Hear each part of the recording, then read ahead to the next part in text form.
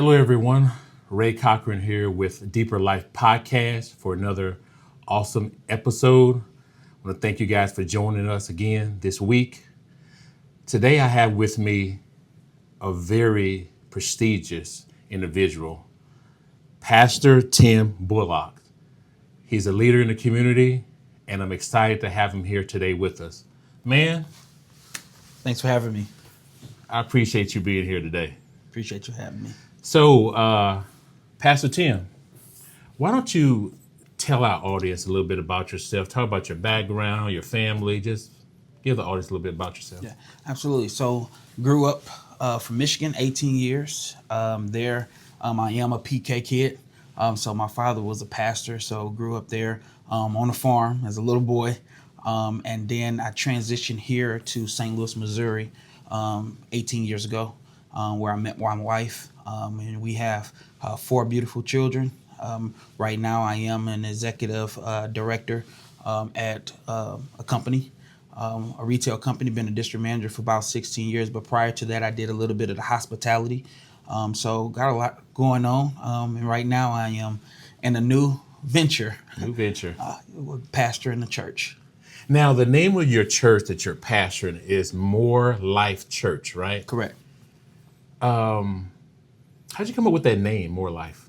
Well, originally it started off as a simple podcast where me and my wife were doing a podcast. We wanted to build marriages because we were passionate about marriages and development. And it started off as saying marriages overcoming real experiences. And so just through that and through the process of us doing the podcast and just building relationship, God just started to kind of shift us in a different direction where we wanted more.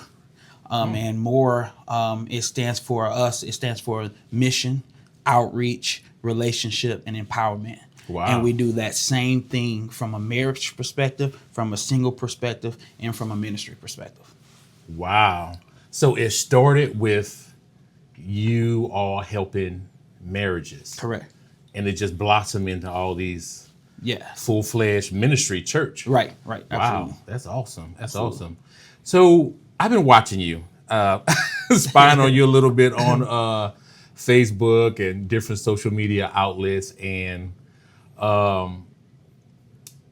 you're doing a lot. I mean, you got a full load going on. I mean, you mentioned, while you were speaking earlier, briefing everyone about yourself, but you mentioned about you're a district leader, with the company that you work for. And as a pastor, a district leader in your career, you got family. How do you balance all of that? Right now, I'm still learning because every time you start a new venture, you have to learn how to fit that into your routines, and I try to best as I can balance it out, but it's a struggle sometimes for me. I'm more so now learning how to calendarize my life, Right. and put my life on a calendar. And I'm not used to following a calendar, Right. So I have to really try to really just space my life out. So hey, we know Monday through Friday, in the daytime, say 6 a.m. to 5 p.m. I'm that district manager. After work, hey, I become a father. I become, a husband, still a 24-hour pastor now. So that's a little different because sometimes you get hit up throughout the day, right? And so now you got to learn how to fit that in, but just really learn how to prioritize things and set some times out, for my family. I have a family day, on Saturdays, it's me and my wife date night, or date. We try to date in the morning for breakfast all the way to the nighttime. And so just really learning how to kind of space out and prioritize my day, because everything is important, but I have to be the one that put boundaries and perspectives and priorities in play. Awesome. Yeah, so you mentioned you got 4 kids, you said? 4. 4. And all girls, or you have 2 girls. 2 girls. And 2 boys. 2 girls, and 2 my boys. oldest just graduated high school. I saw that. You don't Yeah. even look that old. Yeah. So I yeah. saw that. So yeah, that was fresh for me, and I got one that's a junior now. So Wow. it's just time is just moving. That's crazy. It's filled with swift transition. Well, you guys started early because early. my wife and I, we started late. I only have an 8-year-old. Yeah. Oh wow. So we got a long time. By the time he graduates high school, I'm gonna be able to cane a senior citizen on SSI or something like that. It's gonna be a rough one. But family is interesting. It's interesting and funny at the same time because it's just so much involved. Especially when you bring kids in the picture. Mm-hmm. You not only how long you and your wife been married? 18 years. 18 years. Going on 18 years. Yeah. Wow, 18 years. I think my wife and I we're going on a little bit over 13 years now. So awesome. You guys been together a while. Yeah. Fresh out of high school. Fresh out of high school, huh? At least I was. My wife is a little older than I am, but yeah, I was fresh out of high school, wet behind the ear. That's cool. Hey. But hey, that's an accomplishment to make it 18 years, absolutely. For sure. With the divorce rate, at 50% or more, absolutely. Not just in the secular world, but also in the church. Yeah, absolutely. I mean, you find that. So you started More Life Church. How long ago? Earlier this year in March. Mm-hmm. Obviously, we know, when people start churches because they're called to it. Mm-hmm. It's not something that, I just want to be a pastor one day. I'm gonna be successful and I'm just gonna be a pastor. No, it has to be obviously a calling. So, what I guess, how did that calling come into place? I guess to start. I know you mentioned the whole ministry with the marriages and everything, but at the same time, it doesn't mean you have to take it to that level where you guys are taking it right now. Correct. So it had to be something more that kind of like twisted your arm in a way or kind of inspired you to just go all out for this. Yeah. Well, I say I never saw myself being a pastor. Believe it or not, a lot of people say, oh, really? You didn't? Right, because you are a preacher. Yeah, I'm a preacher. Yeah, you preach around all the time. Yeah, but I never thought and called myself to be a pastor. I never thought that would happen. The reason why, because, that was not my desire. That was my desire wasn't to stay. Oh, okay. I thought that maybe one day I can be an evangelist, right? Right. I can just go preach and leave. Don't have to deal with anything. Just go and preach, But, just before God always give you a purpose spiritually, it's always connected to your purpose naturally. Right. And so for the longest time, for 15 years, I've had the passion of developing leaders. 15 years. I've had the passion to develop leaders. I was a store manager for a couple of companies for 10 years. And the reason why I wanted to become a district manager, because I wanted to expand my development. I just didn't want to develop inside a store. I wanted to develop leaders to become leaders. Leaders, wow. And so really, the vision that God gave me, pastoring is, for me, it's just a stage.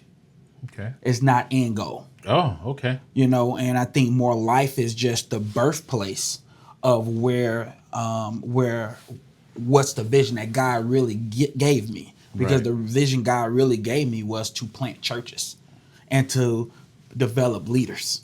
Really? But you can't teach something that you haven't lived. And so going through the pastoral, I have to live it. Right. I have to see it. Because again, for me, especially even planning a church, that is something that I would have never done. I told my wife I always be a revitalization pastor. I always do a transition, because for multiple years, my natural life, they always called me the maintenance man, and as being a store manager or a district manager, because I always went and cleaned up a mess, put it back on its feet, established the staff, established the metrics, established the performance, move on. I'm great at that. You can put me in anything, and I can, long as it's built up and established, I can fix it. So you had the fixer reputation. The fixer reputation. Okay. But sometimes when we have something in mind that we can do, sometimes God changes the plan and show you, hey, I'm gonna strip you of what you think you know how to do. Right. That way my DNA and hands is on it. Because oftentimes we'll get the praise for something that we're used to doing because we can do it so well. Right. Somebody who can sing, do they really have to have the anointing? Right. When they gift it, you really wouldn't know unless you know. Right, yeah. Because they can just do it. And so I can just do it. I can just fix it. But planning a church, I just can't do. It's something that's got to be God-led. Well, I think what people forget is that some of the best pastors, best leaders in organization, in churches, they have some type of prior experience, basically. So the fact that you have leadership development experience, developing leaders of leaders type of thing, is really causing you to really, transition very well into pastoring, because what people don't realize that pastoring, I mean, it takes a lot of leadership ability to lead an army of volunteers, first of all, before you even get, especially when you're a startup church, founder type pastor. I mean, you didn't come into a church with already a couple 500 people. I mean, you're literally building it from scratch. Yeah. So you have to inspire, motivate, counsel, ministry. All that stuff has to be built into the people. And then you have to find leaders within that group. And then if you don't have any leaders in that group, you have to go witness or either bring someone to Christ and develop them into the leader. Correct. So it takes a special skill. And I'm assuming you learned all of that really from your secular career, and obviously with the help of God. But people don't realize that it takes a lot to develop someone from believing that they may believe that they're not a leader, but because you have been inspiring them and motivating them and giving them training and counsel, now they see the vision. Now they see themselves as someone that can be a leader, someone that can lead other people. So that's just incredible. And let's go back before we dabble more into more life. But have you had situations in the past with your district leader or maybe your store management that you developed someone and you thought they were going to turn out to be this great leader, but they end up falling off the wagon and just going the opposite direction? Have you ever experienced that? I have experienced that. Matter of fact, more than once. Because when you pour into somebody, constantly pour into somebody, you believe in them, right? And you see their potential. Sometimes you see it. A leader sees that person potential before they see it. Right. And it's our job to pull it out.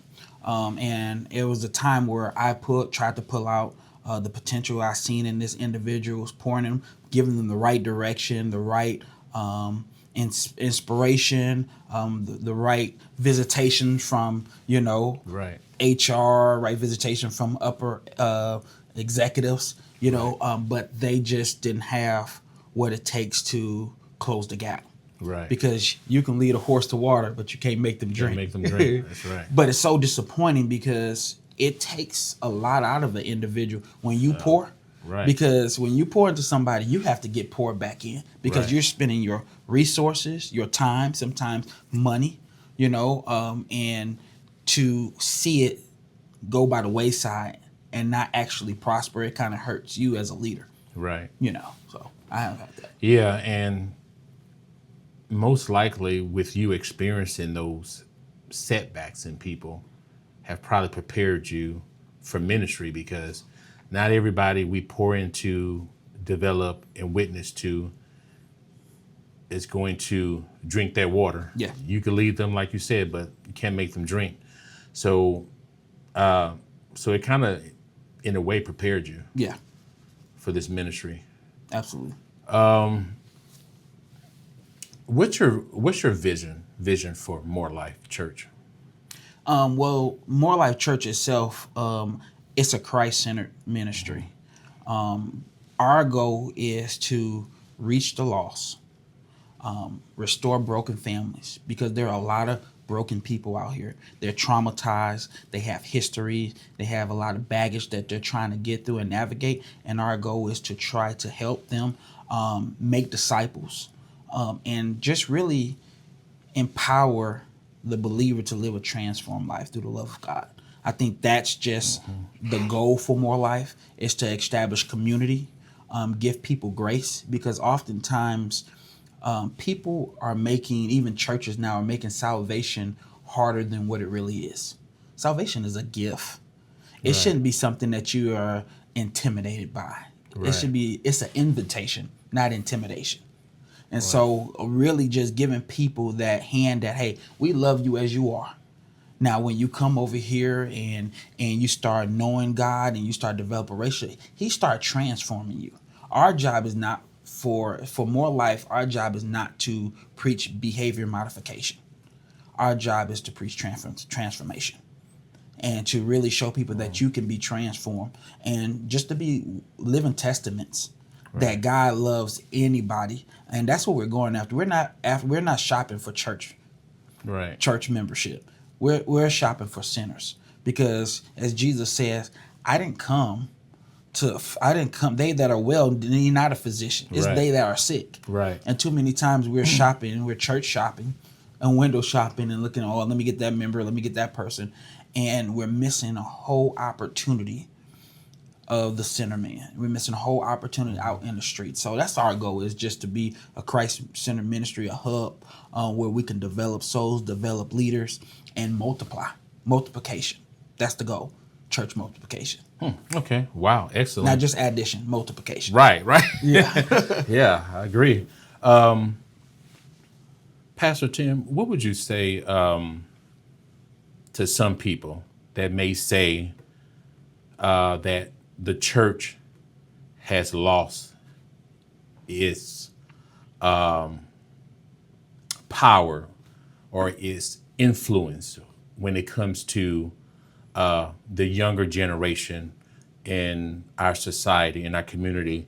As we know, even right now with churches, local community churches, especially the Black community churches, you find a lot of the Black kids don't want anything to do with church, don't want anything to do with God. They're not really, you go into these churches, you see a lot of older folks, a lot of middle-aged folks, but you don't really see too many younger folks. So how would you, I guess, as a church startup pastor, how would you combat that, I guess, that morale that's going around in the world right now, where young people just don't want to do anything with church and God? Yeah. I think one of the best ways for you to connect with the generation, for me, myself personally, is to stay connected to my children. Okay. Because they are the young generation. And they teach me a lot. You know, I have to, as I think I learned something, they come back with whether it's new slang or new things, it's like that. And my wife was like, sometimes, Tim, you got to catch up. I said, I'm trying to catch up, but every time I catch up, it's something else new. Something else new. So having the mentality to evolve. I will never change. I would never change my foundation. I would never change my structure and my teaching. I wouldn't compromise that for the world. But one thing we have to do, we have to learn how to evolve. We can't stay in typewriter days when we have laptops. And even though that works for you, it may not work for them. And I'm just learning too, not to put my experience of salvation on the younger generation. I grew up in a time where we used to tarry. You remember that? I remember that. They had a room. Sometimes you used to tarry, or they'll put you in the front with chairs and they'll say, hallelujah, hallelujah. Just do all that kind of stuff. That's the Pentecostal way of tarrying. That's what they thought. But you don't see that these days now. People don't tarry. But if we teach young people how to really develop a relationship with God and not a relationship with legalism and not a relationship with how your mother or how your father was introduced to Jesus, but just to develop a relationship with yourself through prayer, through reading the word. I believe that they will be transformed. My daughter is a witness. My daughter just got baptized. Wow. Last week, That's the oldest one, right? This is the second one. Oh, second one. Okay. Yes, this is the junior. So she just got baptized, but but she started to see that More Life was a ministry that, number one, involved youth. Right. A ministry that is focused on utilization, but at the same time, coaching and correcting. Because one thing we don't want to do is we don't want to invite people, they come and they sit. Right. That's one of the things that I'm learning as a young pastor now, that when people come and they begin to be a believer, you have to utilize them in a way where they feel a part of it. Now, they can't do everything, right? Because you definitely have to have the Holy Spirit to operate in certain capacities of the ministry. But are they designed just to sit down? And that's what I think a lot of churches do. They want the young people's body, but they don't want their hands. Wow. They want their butts, but they don't want the hands. That's true. So young people need to feel involved. You need to bring them along a journey, and they're not catching up as fast as we did. Even though they're smarter, right, they're not wiser. So it's our job as the generation before to give them that wisdom and to reel them in. That way we catch them and we hook them. Wow, interesting. I agree. I mean, they need to take ownership in the ministry. Absolutely. Within the church. And I think a lot of churches fail to assist them or equip them with ownership responsibilities. Yeah. It's almost like you invite somebody to if you want a bunch of people to come to your party, you better have them bring something. That's right. Because it will assure them to, I guess, be motivated to come to the party, Correct. so to speak. Because they're like, oh, if I don't bring this, they're not going to have this. Correct. So it does make sense. Yeah. Let me ask you this. There was this is kind of controversial in a way, but there was a pastor in Louisiana that was on the news that I guess his neighbors across the street were yelling some obscenities, some racial things, and they made some threats towards his family. Some very bad threats, basically, and about raping his kids, raping his wife, and doing all this crazy stuff. And he actually walked across the street to confront the guy, and I guess the guy swung first, and then the pastor just unloaded, beat him down, whooped him, and beat him down, literally. Wow. And you probably already know the story. He went to jail and, and everything like that. He got out or whatever, he got bailed out or whatever. But if you were in that situation and you were the pastor across the street and that person was yelling obscenities about your wife and your kids, what would you do? Would you do the same, or would you handle it a little bit differently, or how would you handle that situation? Yeah. Well, I would say you never know how would you handle something until you in the middle, in the heat of the battle. Right. I always say never say never. Right. Because you might have to go back and eat up your words. But I would like to say the first thing I would do, I like to ignore things. Right. I'm very cautious about giving people the key to my emotions. Right. And words does hurt, but words doesn't move me. And I've learned that as a kid a long time ago, because I used to be at my early age a people pleaser. Right. And I learned that as a kid that you can't react off of words. Right. So yeah, I would have been hurt, and I have corrected people, and there's times where there was confrontation. I have to be a confrontation person. Right. I'm a leader. Right. I have to embrace confrontation, so I do not handle it. But even though I know how to talk my way into something, I know how to talk my way out of it too. Okay. Yeah. And I don't know. I would have stayed if I was in that situation. I probably would have stayed in my territory Right. and don't get outside my territory. Right. And now, if my territory was invaded, we would have to Different story. We have to be a different story. Right. Yeah, Different story. Yeah. I might have to practice some David moves. Yeah, You know what I'm saying? yeah. David and Goliath. you Yeah, know? David and Goliath moves. I know. Then pray. Yeah. I mean, and that's kind of like how I feel about the situation too. It's funny that you said that because I kind of feel the same way. He's like, yeah, he made some threats, but I kind of go by the things, sticks and stones may break my bones, words can never hurt me type of thing, type absolutely, of thing. absolutely. So he's making these threats across the street, and I would have been like probably what you said. I would have just ignored him, just went on about my, just paid no attention to him. That's just the devil barking, trying to stir something up. Again, I'm not trying to fault that pastor or anything like that, because he did what he felt was right at the time for him and his family and his church. So definitely not trying to fault him, but I know in my situation, or maybe even in our situation, and this may sound, I don't know, because there's a lot of people that follow me, whether they're conservative or liberal or whatever, but I have a lot of friends on both aisles. I had got family on both aisles, so I'm not here to talk politics or anything like that, but this may sound liberal or whatever, but I mean, I would have, I guess how it all went down, it just kind of, it would have been probably a little bit different reaction from the public, I think, if that pastor would have been, I don't know, Hispanic, black, or whatever, and he just beat that guy down. Like, would have been I hadn't heard of the story. So what was his race? He was white. Okay. Yeah, okay. He was Caucasian. It may have been a different story if whoever did the beat down for sure a different race, probably would have not turned out as like it did now. Yeah. But either way it goes, he had a lot of supporters, obviously for him and what he did and everything like that. I probably would have took your thing and just stayed on my side of the street.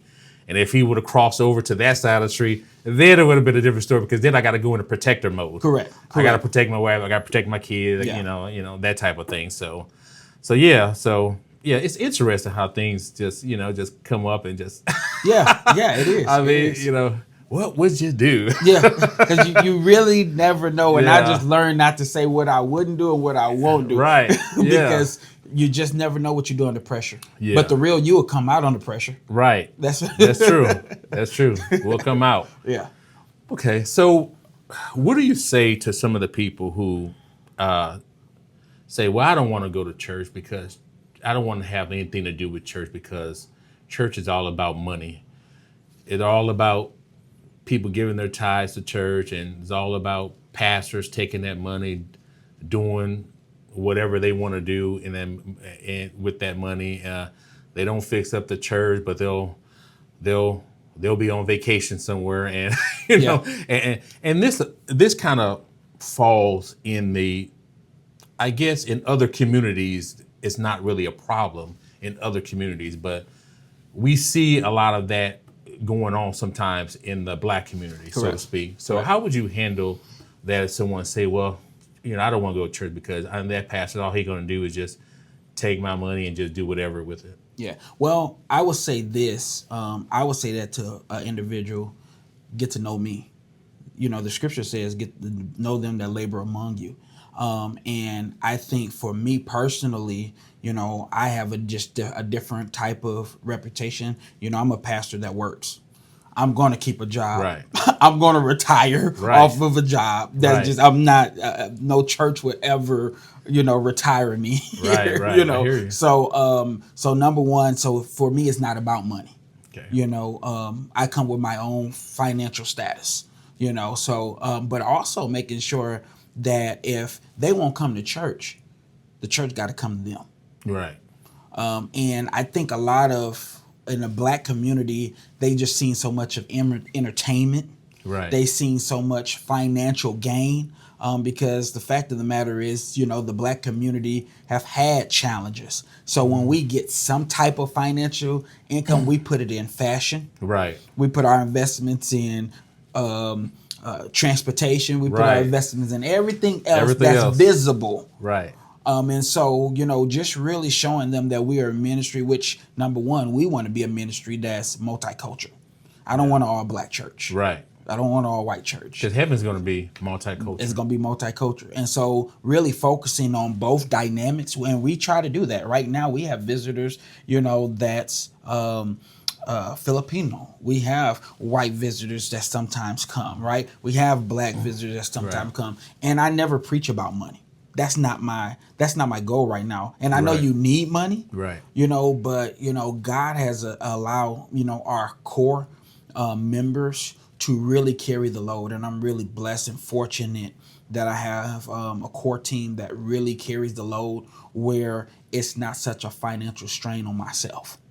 Wow. And so really just inviting people in. Now we're starting to get donations. Now we're starting to make some movement, but I never preach on money. That's not even that's probably tithes and offering. Right. It's probably the 6-week course of new membership. Wow. It's way farther down the line, because at the end of the day, God wants your soul.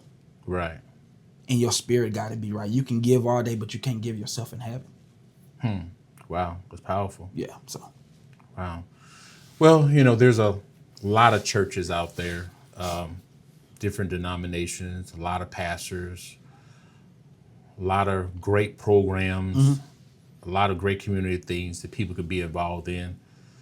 But what makes More Life different from what makes them different? Why would anyone want to go to More Life versus going to any church down the street? Because, church is church, right? Yeah. What makes you guys different? I think what makes us different and separate us, that it's what the church name is. It's talking about more life, because we do life with each other. Right. And I think, really understanding that this is a ministry where you just don't see them on a Sunday. You could see us out in the park. You could see us in Cancun. Right. You could see us anywhere. We just do life with people. We built them up, and we help introduce you to a life that you probably never thought you had. You'd be surprised how many people hadn't left Missouri. Yes. It's a shocker to me. It's shocking. Because I've been around the world, and so I know shocking. you have. Yes. But it's a shocker to me. Like, what? And it's people that haven't even left, and I live in St. Charles County. North County. It's people haven't even went across the bridge to North County, to the city. That's true. And so really doing life with people and showing them that what God really have for them. Our church name is birthed out of a scripture. It's birthed out of John 10:10. That the thief cometh to steal, kill, and destroy. He says, but I have come that ye may have life, and that more abundantly. Wow. That's just not in your career. But that could be in your health. That can be in your financial situation. That could be in the church. That could be through relationship. So really More Life would be different, because right now we're about relationship. We're about empowering you. We're about the mission. It's not about titles. It's not about performance. It's about people. Ministry is people. Yeah. It's about serving, serving others and loving on people, and really introducing them just to a different way of life. I think that's what differentiates us from just any ministry. We just don't care about the early morning, Sunday morning church. We are the church. Wow. That's a building. We are the church. And so the church is mobile. We can go here, we can go there. It's mobile. It's all about just continuity and community. I think that's just what we stand for. Yes, that's excellent. That's powerful. I'm wondering, and you don't see this a lot in churches. You don't see a lot of churches talking about the positive side of money, wealth, investment.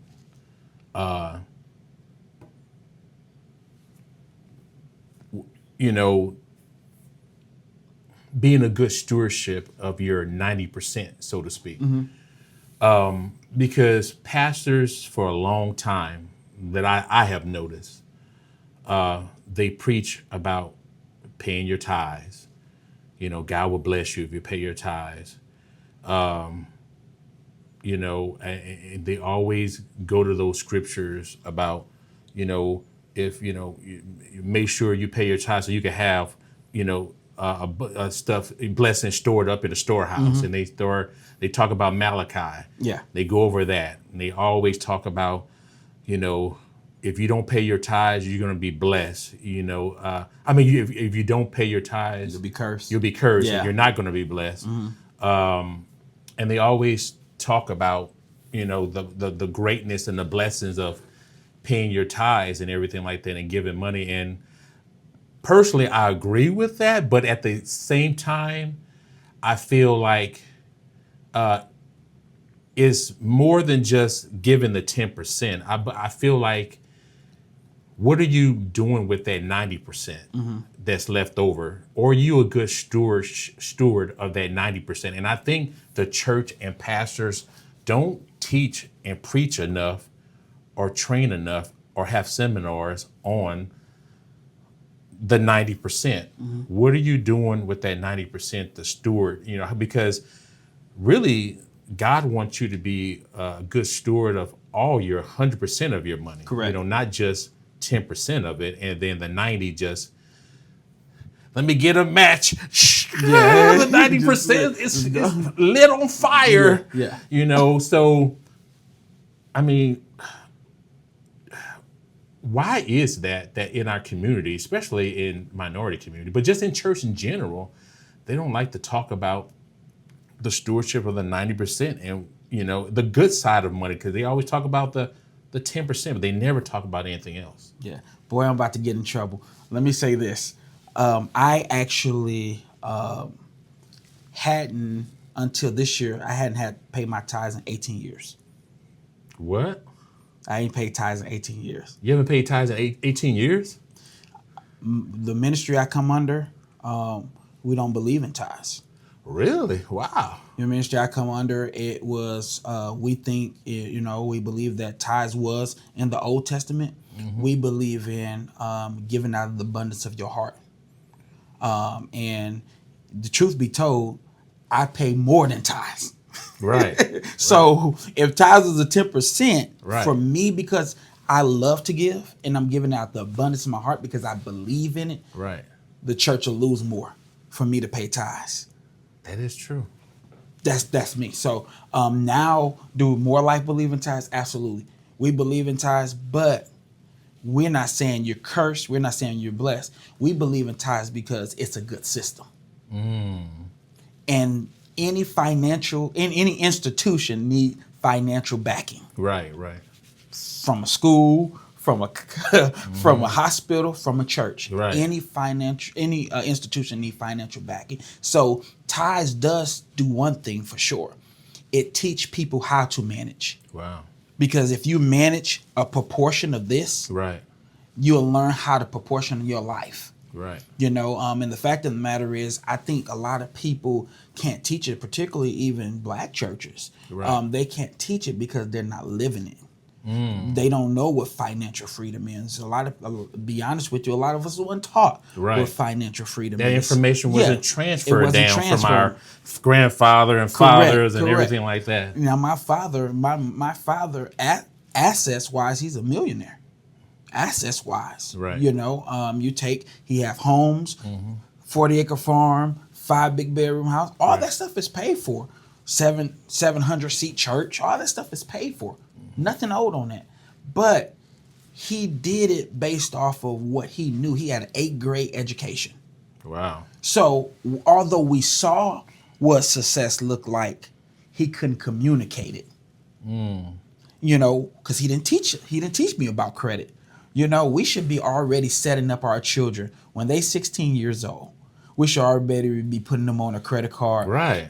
Not using their name for electric Right. bill Right, and right. blowing their name up, but Uh-huh. already setting them up financially. That way when they walk out of school, They can get any car they want. Right. They have good credit built up. Right. Just teaching them what that means to pay the minimum balance on there. Keep it at between 25 to 29% on your credit card. We don't teach that stuff, and so by the time they get to know Jesus in their 30s, they blew up their whole financial back, and then now they're praying, they're fasting, and they're seeking God for some support, and because they're struggling because nobody taught them in the incubating stages. I tell you, other communities are blessed. That's all I can say. Yeah. Because at least they get blessed with that information. Yeah, the information. But information is powerful. Oh, it's powerful. Information is powerful. That separates that separates cultures, everything. And apply information is even more powerful. Yes. It's impactful. Yes, I agree. And that's, man, and I think we're starting to see some of our community get that information. I'm starting to see it, which is good. Yeah. Because social media has brought to light a lot of deficiencies. Absolutely. Close a lot of gaps. Yeah, a lot of gaps. And, social media is good for some things and bad for other things, but it helps with information, that's for sure. Because that information is shared and liked and that type of stuff. So I guess what's your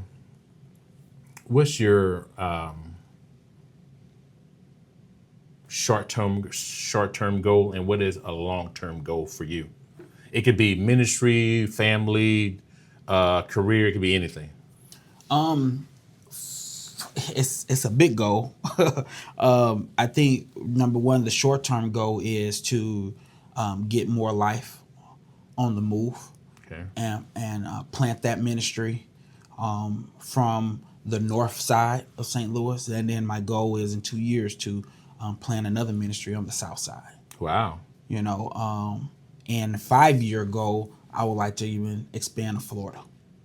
Oh, wow. That's my 5 to 7 year goal from a ministry standpoint.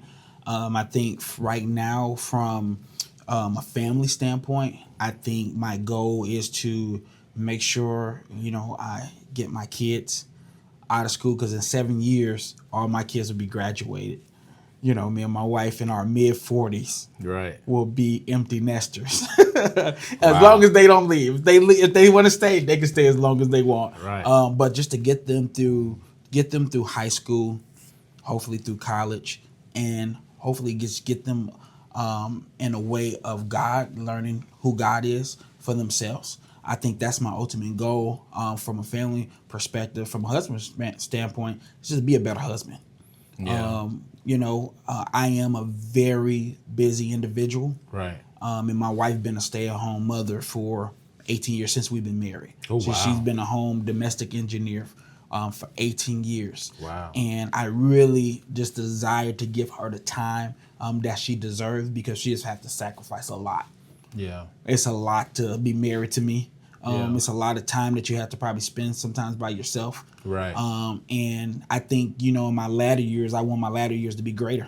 Yeah. But I think sometimes you have to sacrifice a whole lot at the beginning to reap the benefits of what you're planning. It's called reciprocity. So I think that's just my ultimate goal, man. Just live a lifestyle, of financial freedom. Want to travel some more. But I don't want nothing too big. I don't want to be known. I don't want to be famous. I just want to be safe. That's awesome. I think that's my goal, man. That's the goal, I'm homesick for heaven. Yeah. Yeah, and you mentioned that the wife was a homemaker for 18 years. You don't see a lot of that these days. You see a lot of because of cost of living is just rising. It's rough. So you see a lot of 2-income household, the wife and husband. Because back in the day, you used to always be just the husband. And the wife was a homemaker. My wife's been a homemaker probably for the past, I don't know, I could be wrong at this. If she watched this, she'll be like, is longer than that or shorter than that? But it seemed like the last, my son's 8, so probably 6 years probably. That's awesome. That she's been a homemaker, stay-at-home mom. And, it's not easy because, you want income. Yeah. And She probably haven't been able in past to buy, 5 dresses and 10 shoes and Yeah. stuff like that or Yeah. whatever. But what we did have, we made it work. Mm-hmm. But I mean, one last question: the challenges of how do you deal with the pressure of being able to lead your wife, lead your family, and do everything literally on one income? I mean, how do you handle the pressure of that? Because a lot of men don't understand that kind of pressure Yeah. because their wives work Correct. and their wives are paying half, or their wife are contributing in some form, shape, or fashion. Yeah. But how do you handle the pressure of being financially responsible for everything? Because a lot of men don't understand that. Yeah. I tell you, it's a lot of pressure to carry because all it takes is you waking up in the morning, going to work, and they say they don't need you anymore. Right. It happened to me before. It happened to me before when I was with a previous company. They just let me go. Yeah. And I was out of work for 2 months. Scary time. Wow. Just had bought a house. No income coming in, and God sustained. We didn't miss a meal, we didn't miss a payment, and nobody didn't even supply us Wow. with anything. Jeez. 2.5 months. But it let me know how to really trust God. Because at that particular time, I always say my wife's faith is way better than mine. Yeah, I'm a pastor and everything. My wife's faith is way better than mine. I'm a reality person. I look at sometimes reality. Hey, this is the situation right now. But my wife, she looks at the faith thing. She looked at the faith thing, and she encouraged me all the way through that moment. And now that's where I'm at with it. Like, if I'm living right, doing right, loving God, loving my family, God promised that he'll supply all my needs. And I really live by that. So when I wake up in the morning, I don't go with anxiety. I don't go to work with anxiety anymore if I'm going to lose my job. If I lose my job, I know who I am. And that's not being egotistical. That's not being arrogant. Right. That's being confident that God will sustain me. But it is pressure. The reality, it is pressure for somebody who don't know God and is carrying the weight. It's anxiety. It's waking up feeling that pressure. It's enough anxiety, enough pressure being a man. It is. Even sometimes being a black man. That is true. That's pressure by itself because, even at, companies that I've been at, you're always being watched. Oh, yeah.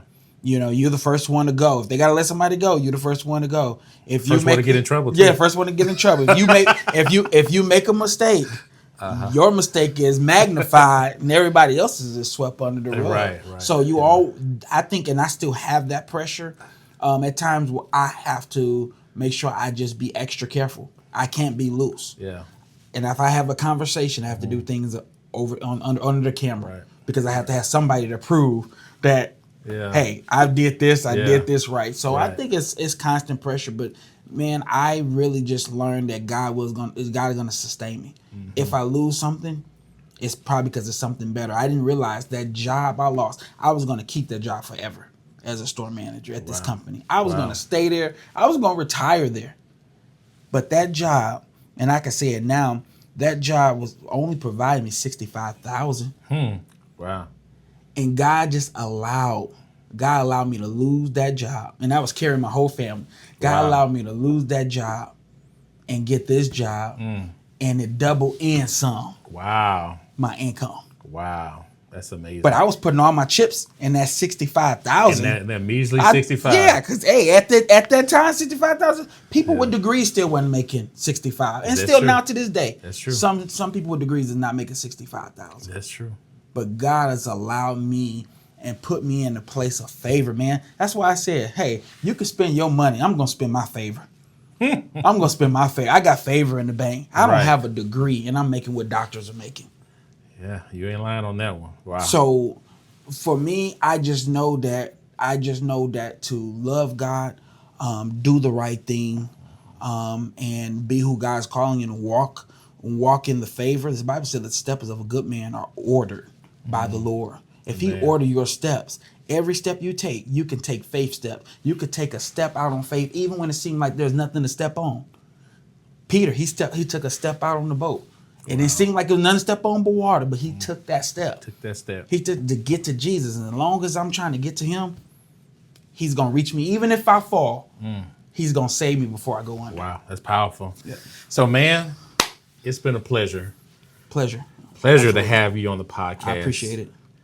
Pastor Tim Bullocks. It's been a pleasure to have you on the podcast. So for our listeners and viewers, how can they follow you? How can they reach out to you? They want to come visit the church or whatever. Is there any social media handles, Instagram or Facebook, anything like that? Yeah, so we have a website. It's www.morelifestl.com. You can visit us there. Also, we're on Facebook. You can type in More Life STL. You'll see us, and you'll see service time. Right now, we're a mobile ministry, and right now, service times is on Sundays at 2 p.m. And so you can visit us there, and we're always on the move. And we might be right here in Ferguson today, but we might be in Southside. We might be in St. Charles tomorrow. So follow us online. There you go, folks. Thank you again for joining us for another podcast of Deeper Life. You guys check us out on the next one. We're going to be bringing, again, another inspirational leader. And, if you like this, share it with your friends and family, comment, subscribe. Other than that, God bless you.